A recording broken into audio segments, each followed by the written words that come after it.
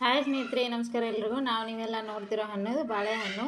ಎಲ್ಲ ಕಾಲದಲ್ಲೂ ಕೂಡ ಪ್ರತಿನಿತ್ಯ ಬಡವರಿಂದ ಹಿಡಿದ ಶ್ರೀಮಂತರು ಕೂಡ ಉಪಯೋಗಿಸ್ತಕ್ಕಂಥ ಹಣ್ಣು ಅಂದ್ರೆ ಈ ಬಾಳೆಹಣ್ಣು. ಇದನ್ನು ನಿತ್ಯ ಊಟ ಆದಮೇಲೆ ಒಂದು ಹಣ್ಣನ್ನು ತಿನ್ನೋದ್ರಿಂದ ಶಕ್ತಿ ವೃದ್ಧಿ ಆಗೋದು ಮತ್ತು ಜೀರ್ಣಶಕ್ತಿ ಕೂಡ ಹೆಚ್ಚಿಸ್ತೈತಿ. ಹಂಗೆ ಮಕ್ಕಳಲ್ಲಿ ಏನಾದ್ರು ಮಲಬದ್ಧತೆ ತೊಂದರೆ ಕಾಡ್ತೈತಂದ್ರೆ ಆಕಳ ಹಾಲಿನಂತೆಗೆ ಬಾಳೆಹಣ್ಣು ಸೇರಿಸಿ ಮಿಕ್ಸಿಗೆ ಹಾಕಿ ಜ್ಯೂಸ್ ಮಾಡಿ ಕುಡಿಸೋದ್ರಿಂದ ಆ ಮಲಬದ್ಧತೆ ಕೂಡ ನಿವಾರಣೆ ಆಗ್ತೈತಿ.